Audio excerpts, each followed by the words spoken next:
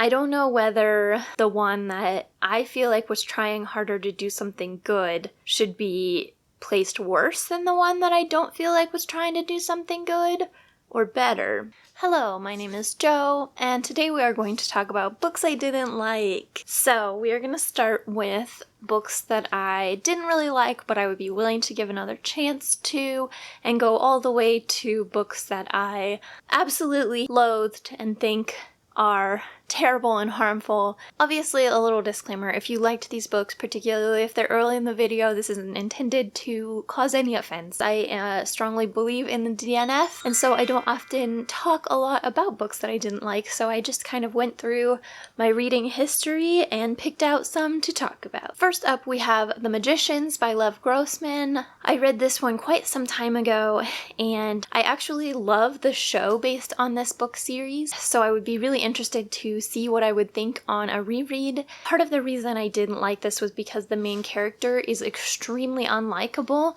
and I do think I am a little bit more tolerant of that now than I used to be. I initially thought that he stole way too much from other fantasy, which was intentional and very obvious, but I just felt like he wasn't telling enough of his own story.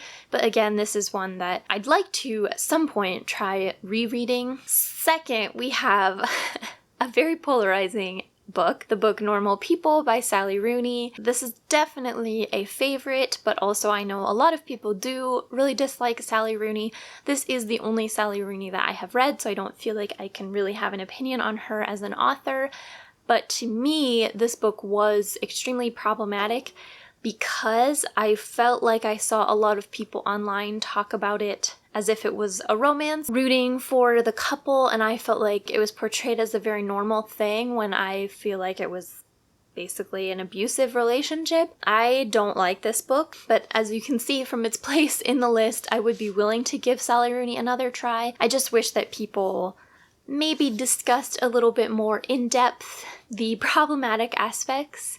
I also didn't like the writing very much. I thought that parts of it were very, very awkwardly written. I listened to it as an audiobook and I was openly cringing at some parts. So yeah, anyway, not my favorite, but I'm also not a major hater. Brian at Bookish just had quite a bender of Normal People videos, so if you want to see someone else who didn't really love Normal People, but is kind of open to discussing it, his videos are there. Third, we have The Crimson Petal and the White.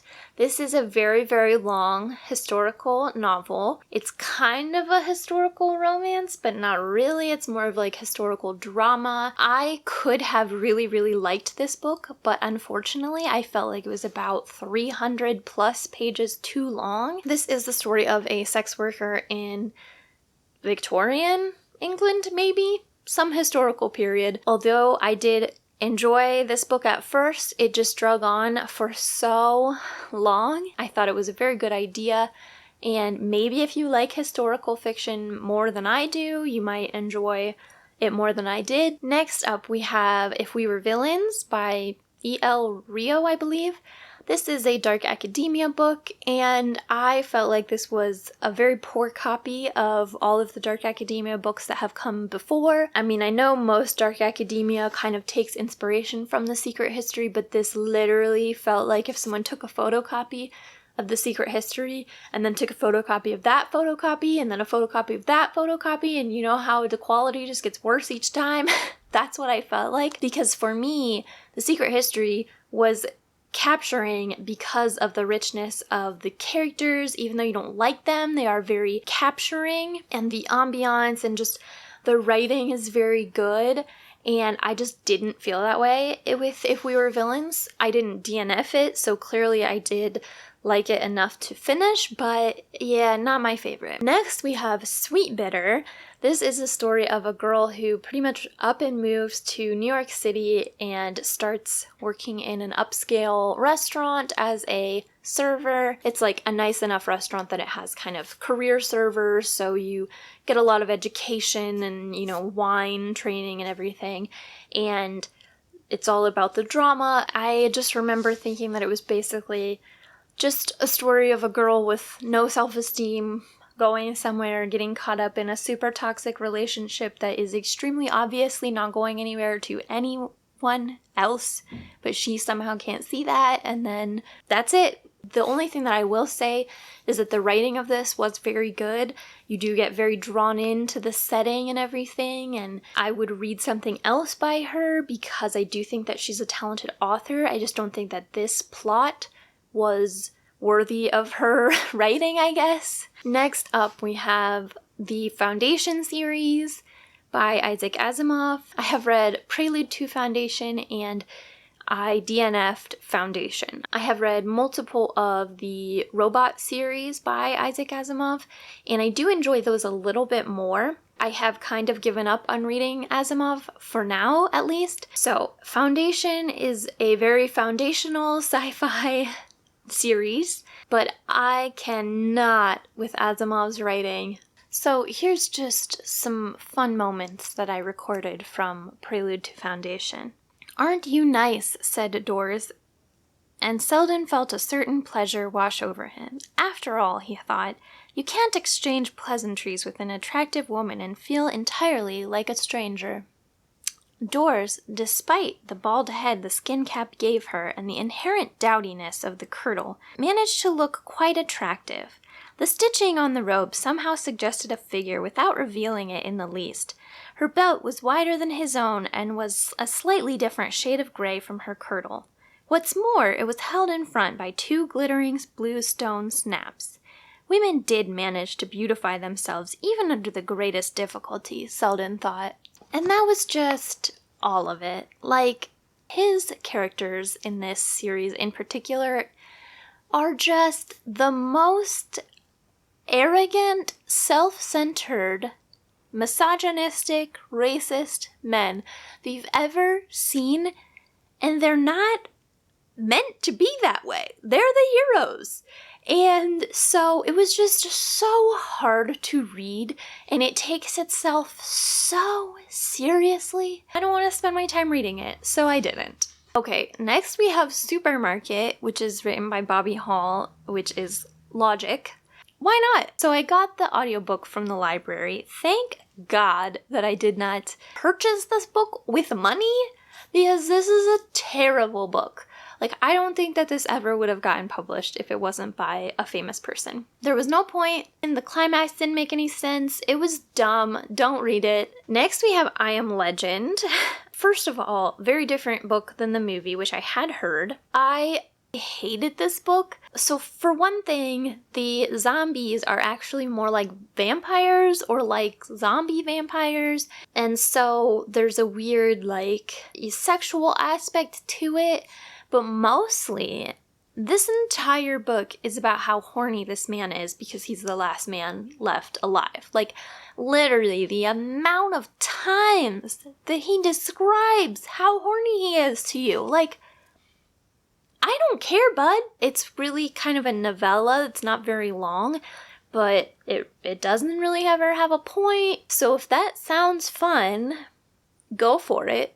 It wasn't fun to me. Next is The Female of the Species. So this is a YA book that was kind of pitched to me as an analysis of rape culture, and it is, I felt like it could have been very insightful, and as an adult book, I don't know that I would have had quite as much of a problem with it, but I felt like a lot of the very, very extreme examples of rape culture were analyzed in detail, but a lot of the more nuanced ones that I think would have taken more explanation, particularly for a teenager who's reading this, were just glossed over entirely. They're brought up, but she never analyzes them. She never talks about what's wrong with them. Like, for example, there's a character who is kind of portrayed as like a good guy, like he's the love interest, and I'm pretty sure that he is like the personification of rape culture in the book. And it's a very good one. He does things that are driven by purity culture and rape culture, and they're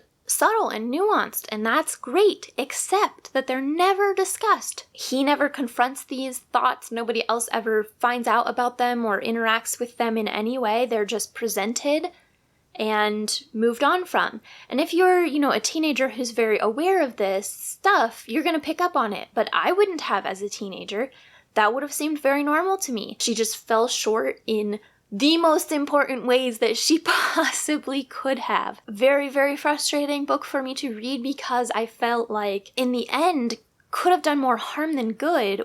Next, we have Congo by Michael Crichton. I listened to Jurassic Park and absolutely loved it. And so I made the mistake of listening to Congo. This was really, really racist. Like, it was not a good book to start with. I don't even remember the plot mostly. I just remember how racist it was. So, yeah, safe to skip that one, I think, if you haven't read it. My top 2 worst books are kind of tied, so we'll just jump into it with Atlas Shrugged. Atlas Shrugged is a book by Ayn Rand. If you are not familiar, she's an author from like the mid-1900s who wrote a lot about her philosophy that she created of objectivism, which is objectively awful. Her books were kind of repopularized with the Tea Party movement and other like far-right things. So basically, her entire philosophy revolves around being selfish, that selfishness is a good thing. Very, very pro-money, very pro-capitalism, anti-government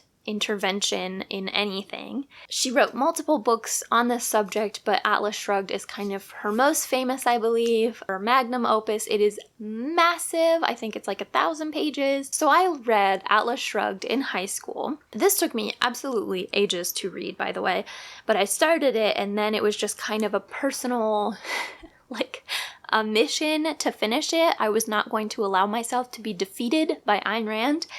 And even at the time, and bear in mind that in high school, I was conservative, very conservative, I thought this was awful. She's openly saying that there are people that are just better than other people, and those people need to rise to the top, and it doesn't matter how many people they trample on along the way, they need to get to the top and make the most money. If only the government and regulations and everything wouldn't get in their way, and all of these other people are just lazy and they're just getting in the way of the Ubermensch. I'm sure that this book is even more awful than I am aware of because I was so firmly in, conservative philosophy at the time. I'm sure if I reread it now, I would see so many racist and misogynistic and who knows what else in it.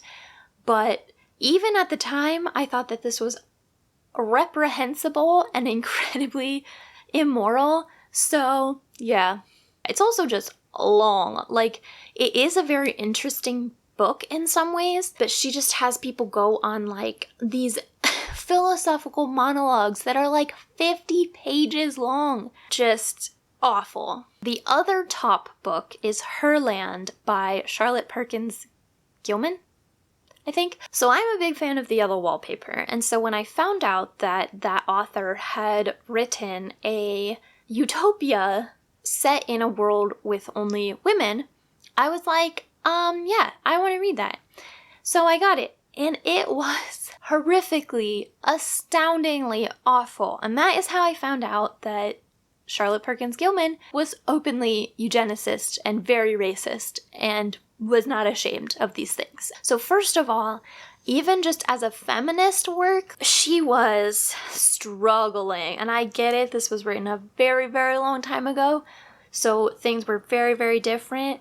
But she was hardcore on the women are inherently great and good and gentle and kind, and that's why we should give them rights, because they are just so wonderful. The whole story centers around these explorers, like 3 men, I think, stumbling onto this utopian society that is entirely women, and the women have basically figured out how to reproduce without men. The amount of times that it was said that everything was clean and calm and quiet, and everything was just and gentle and kind and clean and quiet and clean and just ad nauseum. So even from that perspective, it was still cringy as a feminist work, but it was also just not suggesting racism. It was straight up like, we need light-skinned women who are not hairy. Very blatant. Also, they like took children away from